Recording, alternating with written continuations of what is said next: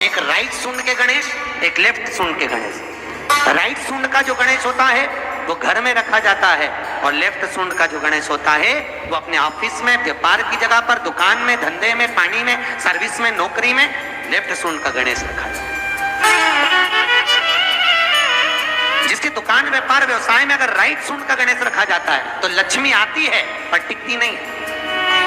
इसलिए घर में सीधी सूंड का गणेश और दुकान, व्यापार, व्यवसाय में, ऑफिस में उल्टी सूंड का। दो गणेश में भगवान शंकर की जो भी मूर्ति हो, चाहे शिव की हो, चाहे किसी भी देवी देवता की मूर्ति हो, पर एक अंगुष्ठ से बड़ी नहीं होनी चाहिए। कितनी? जम के बोलिए। जैसे ये जमीन से बस इस अंगूठे को खड़ा कर लो, इससे बड़ी मूर्ति घर में नहीं होगी।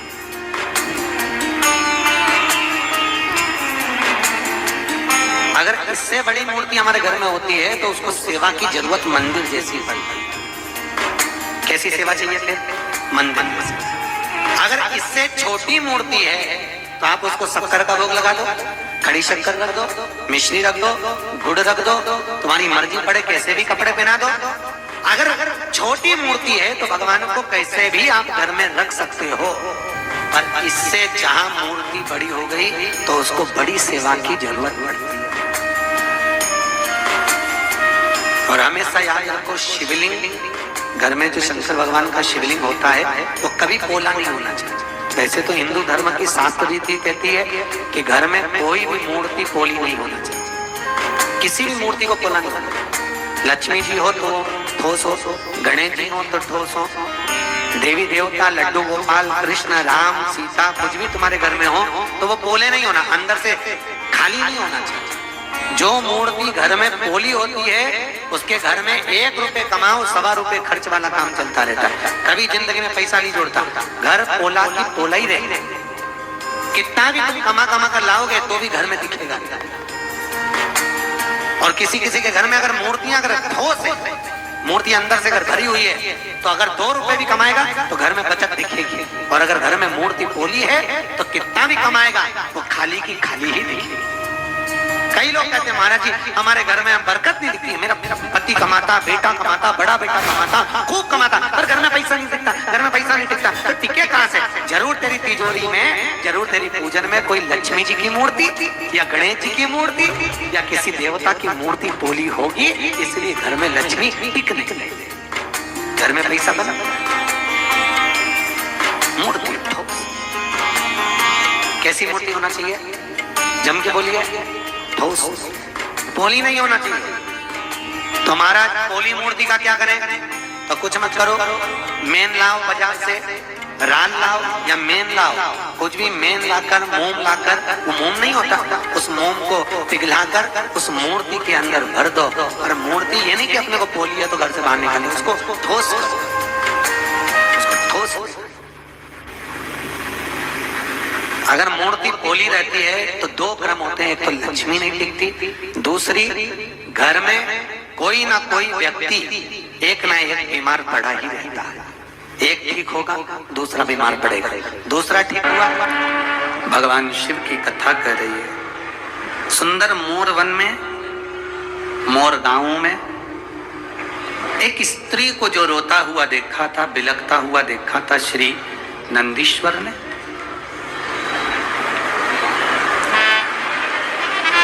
उस स्त्री को बिलखता हुआ जानकर, कराहते हुए जानकर नंदी ने माता पार्वती जी से जो विनय करा था, पार्वती जी ने नंदी को भेज दिया, जाओ नंदी कराहवन में जाकर जरा एक बार वापिस उस स्त्री से मिलो जो कभी तो नदी का रूप ले लेती है, कभी स्त्री का रूप ले लेती है। उन मोरों से मिलो जो कभी वृक्ष का रूप ले लेते हैं, कभी मोर का रूप ले लेते हैं। नंदी गए और नंदी ने जाकर उस मोर गांव के अंदर, मोर वन के अंतर्गत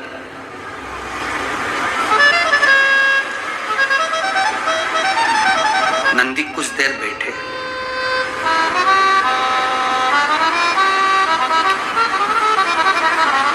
स्त्री आई, वो करा रही थी, रो रही थी। फिर पूछा वापिस, नंदी ने आज वो स्त्री से पूछा, तेरे कराने का कारण क्या, तेरे रोने का कारण क्या? कहा, यहां एक असुर रहता है जिसका नाम सिंदूरासुर है। वो असुर बड़ा प्रबल है। एक युग पूरा होता है, दूसरे युग में वो दूसरा रूप ले लेता है, तीसरे युग में तीसरा रूप ले लेता है, चौथे युग में चौथा रूप ले लेता है। वो असुर बार बार रूप धारण करता है और बड़ा कष्ट प्रदान करता है।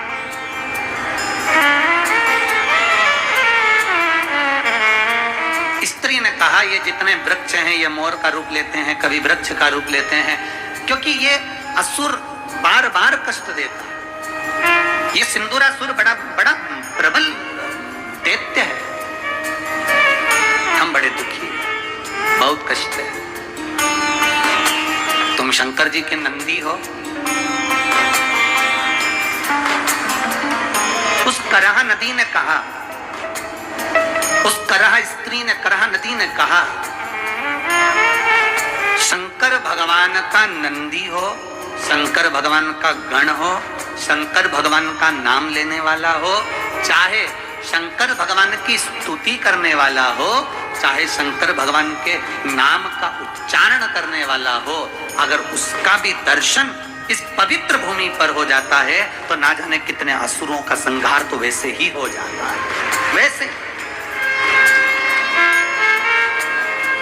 ना जाने कितने असुरों का संहार हो जाता है। कभी आप स्मरण करिएगा, अगर आपके घर में गीता प्रेस गोरखपुर की शिव महापुराण की कथा हो या आपके पास पोथी हो तो उसमें पढ़ेंगे, विद्येश्वर संहिता में लिखा है कि श्री शिवाय नमस्तुभ्यम। ये बोलने वाले व्यक्ति का भी मात्र दर्शन हो जाता है, उसके चेहरे का, उसके मुख का भी दर्शन हो जाता है तो हजारों अश्वमेध यज्ञ का पुण्य फल प्राप्त हो जाता है और हमारे पाप कट जाते हैं।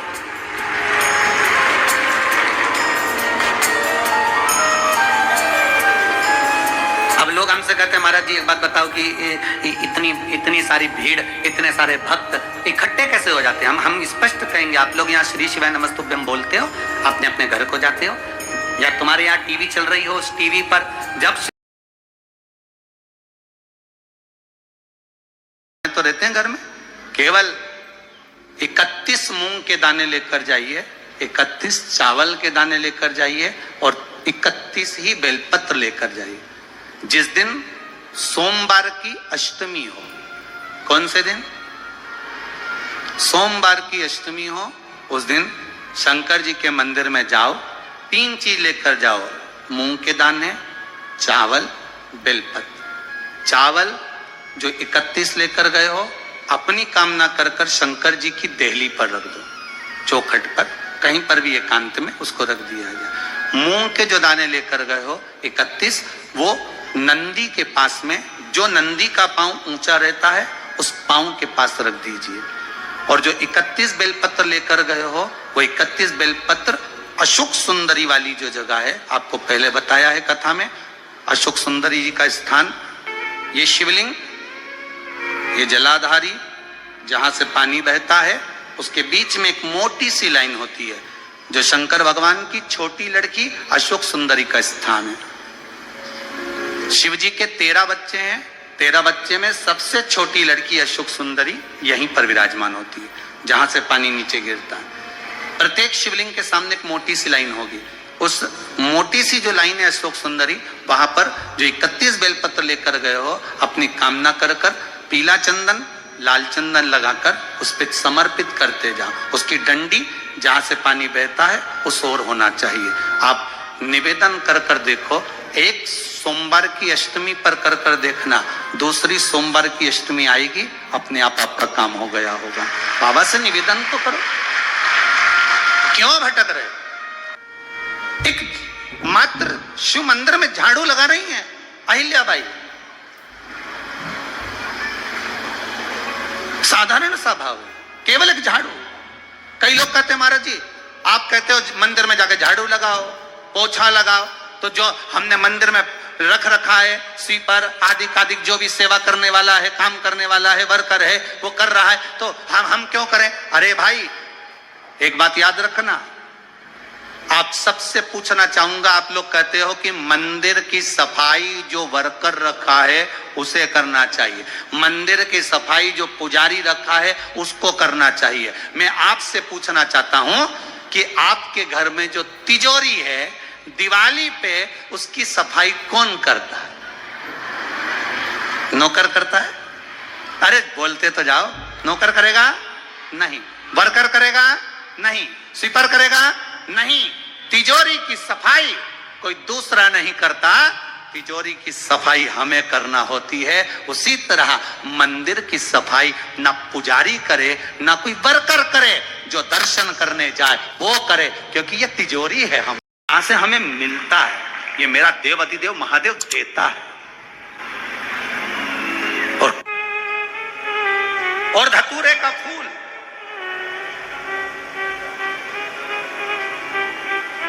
कांटे वाला धतूरा और उसमें लगने वाला एक पुष्प, आस्था चैनल पर आप लोग देख रहे होंगे धतूरे के फूल का दर्शन। धतूरा और धतूरे का पुष्प, छोटा सा पौधा है, ज्यादा बड़ा नहीं है, कांटा लग रहा है, धतूरा लग रहा है, और उसमें भी साधारण धतूरा नहीं, जिस धतूरे के नीचे की डंडी लाल कलर की होती है, अगर वो सोमवार की अष्टमी को देव अधिदेव महादेव को समर्पित करी जाती है तो उसके घर में कभी संपदा की कमी नहीं होती है। वो धतूरा है, साधारण नहीं है।